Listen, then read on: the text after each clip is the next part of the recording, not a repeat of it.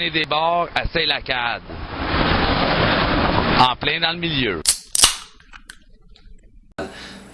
Maintenant, je voulais vous parler d'une petite nouvelle rapidement. Je me sens un peu mal parce que c'est de l'autopromotion, mais vous allez voir que je vais essayer de faire une petite liaison avec ce que je disais à propos des grands médias et des pôles critiques médias qui sont exercés dans les grands médias au sujet du fait que quand on touche à des masses, on véhicule des valeurs, des angles de contestation, des angles qui touchent au plus commun.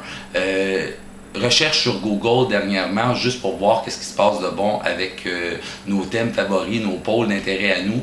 On voit Avenir de la bibliothèque publique, pas de guillemets, rien, là, sur Google. On lance la recherche pour le fun, on arrive 3e. Bon, super content, on commence à festoyer puis tout ça. Et puis, Horizon 17, vous savez comment j'aime cette réflexion-là puis comment j'en fais la promotion.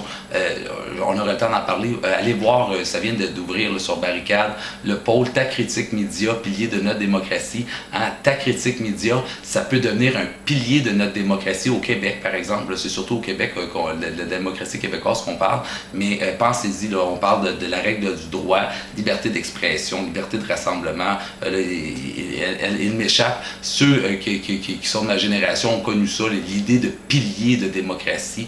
Il y en a qui m'échappent vraiment, là, je n'essaierai pas de chercher pour rien, mais pourquoi pas la critique média populaire, là, qui vient du peuple.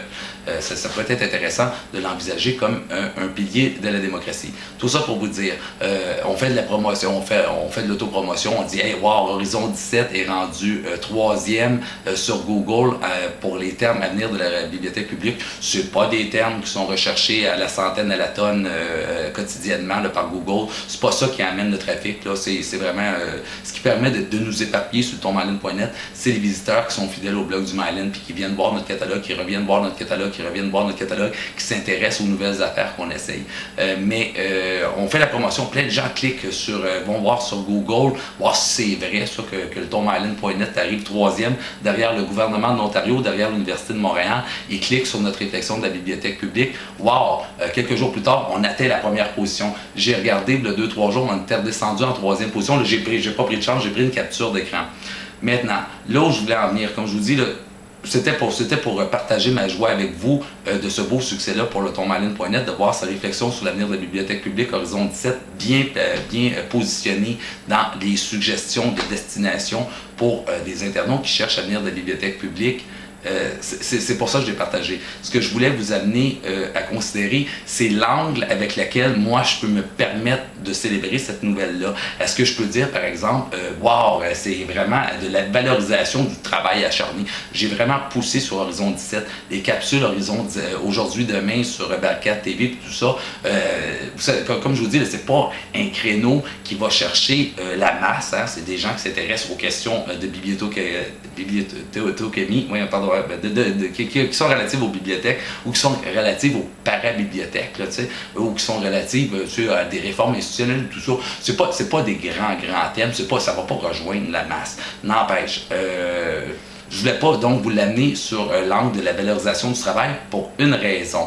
C'est qu'on critique les bibliothèques publiques de ne pas avoir changé leur idéaux entre la modernité, gros 1945, et aujourd'hui. Donc 60 ans de critiques qui disent « Hey, vous autres, vous avez vendu des idéaux, vous autres, là, c'est le monde occidental, là, vous avez vendu des idées, l'homme était supposé devenir tellement culturé qu'il ne voudrait pas retourner sur les champs de bataille. En économie, ils vont vous dire, ils font du commerce maintenant, les hommes, ils ne voudront plus retourner sur les champs de bataille. Puis paf, Deuxième Guerre mondiale, on découvre, c'est l'horreur totale là, avec les camps de concentration nazis. Mais bon, la bombe atomique, là, on ne reviendra pas sur ce sujet-là, là, vous connaissez votre histoire là, aussi bien que la mienne.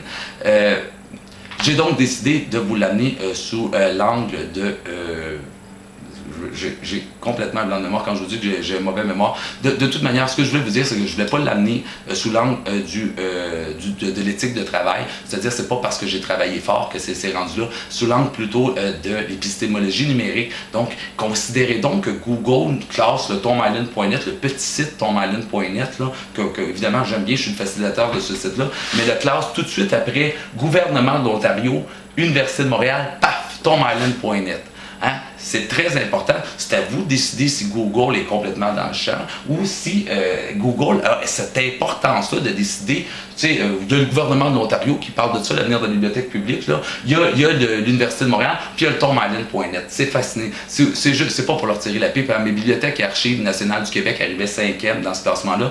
J'ai pris une capture d'écran ce coup-là pour pas passer pour un menteur. Je vous la montre, c'est sûr, dans le montage.